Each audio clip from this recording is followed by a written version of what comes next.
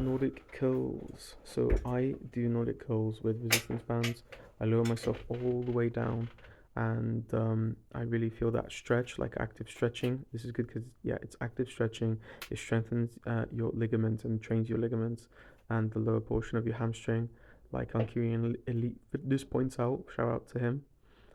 He also trains with like really high intensity for legs. Like he talked about doing 20 rep squats, doing 10 reps of weight that you can manage, and then not stopping, but doing another 10 immediately after. And it's brutal. And I've applied it to like all my other training, especially legs.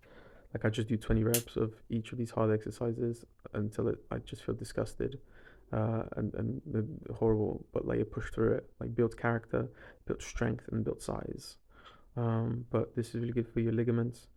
Um, you want to do a hip hinge, and then both those together combined cover all of your hamstrings. I do a hip hinge in the next video, and well, next exercise. And yeah, no, this is a killer, and is really good for injury prevention and for sprinting. Your ligaments do a lot more force production than your muscles, so you can have smaller legs, but like be way quicker and way stronger because of your ligament contracting.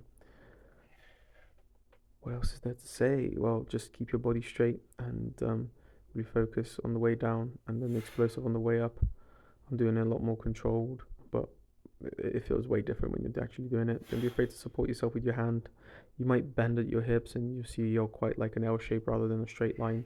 I look pretty decent here, not too far bent.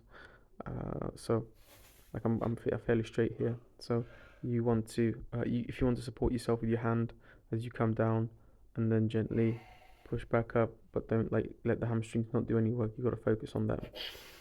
You can hang the bands from a bar above you. This is just what works for me in my current training situation, but you could do this outside as well. And it's real killer. After 20 reps of that, I go and do good mornings or hyper extensions. Here I am doing good mornings with a weighted vest, and the weighted vest is like a hack. Like people are complaining about the bar having like a pad on it, and like squatting with the pad and elevating the bar on your back and changes the actual function of the lift. But like if you use a weighted vest and you have like the bar resting on the weighted vest, it it feels really good and it's supported and it's lighter on your wrists, and you can just add more weight to the weighted vest and not to the bar, and it's like it's pretty decent. People should be doing that, and it's like padding from the straps as well, and it's not that high on your back. Like look, it's like fairly decent, um, fairly low, and you can just trap it there on the bar. But I do good mornings on my weirdo setup where I've like built my own squatting rack from like scrap like floorboards and nails, and I've got my fucking towels hanging on them, and I'm using like an Olympic barbell that I used to use as a sword. That's why it's like wrapped up, and then like I've got like the tubs of water attached to it, 10 kilograms each, which is 1 kilogram equals 1 liter of water. So yeah, 10 liters each. With the vest is like 11 kilograms, so it's like 54 kilograms doing the hip hinge here with. And you wanna, my form here isn't great. You wanna keep your back a lot more straight if you wanna just focus on your hamstrings. I guess mine's a little more glute focused, but I'm tired from the um, Nordic curls beforehand, so my body's compensating. But yeah, this is basically it. I'll do another video where I do the hyperextension because I tried here, but I'll need to do it with a lot lower weight because it was way too heavy and I just couldn't do it. It was like Snap City incoming. Like I was just gonna get, felt like I was just gonna get injured if I did it. Look, yeah, not gonna happen.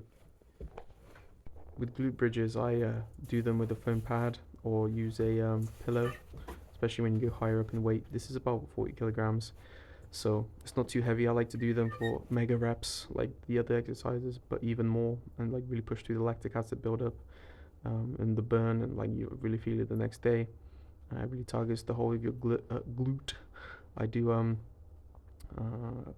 calf bridges and then glute bridges. Calf bridges are just like shorter range of motion, but like you feel it more in your glutes. Honestly, I'd rather you look up a video online and like have some woman that does them every day explain them better to you, and the form and how to do them and whatever. But yeah, I just slammed them out with the band and this setup, and it works really well. I literally just slam out either my front leg exercises or my back leg exercises, like I did on this video, and I tag on the glute stuff.